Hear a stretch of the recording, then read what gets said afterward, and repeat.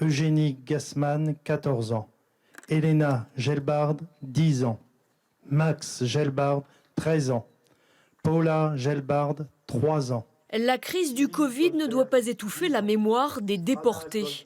Alors pour la première fois depuis 75 ans, cette journée du souvenir s'est déroulée en très petit comité, mais aussi en Facebook Live. C'est non seulement une commémoration, mais c'est quelque chose qui pourra être qui a été suivi en direct et qui pourra être revu. Et c'est important dans ces moments difficiles de pouvoir se raccrocher à un passé et à une mémoire et à des leçons qu'on doit savoir tirer aujourd'hui. C'est toujours dans les périodes difficiles où s'exacerbe le meilleur et le pire de l'homme, et il faut vraiment veiller à ce que ce soit le meilleur qui l'emporte. Le meilleur existe. Le meilleur, on peut s'appuyer dessus et il finit toujours par triompher. Mais encore faut-il être bien conscient du pire possible.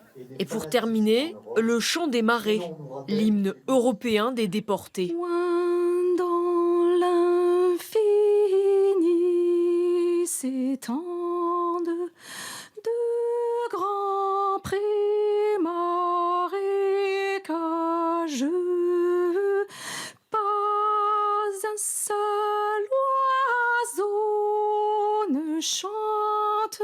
C'est un chant très fort, un chant de tristesse, mais un chant de résistance et un chant d'espoir absolument fou. Et je crois qu'aujourd'hui, c'est cela qu'il faut avoir en tête, que les résistances sont toujours possibles. Ce sont des petits gestes parfois qui peuvent nous sembler anodins, mais qui peuvent sauver une vie. Entre 1939 et 1942, 10 000 personnes ont été internées ici et 2 000 ont ensuite été déportées vers Auschwitz.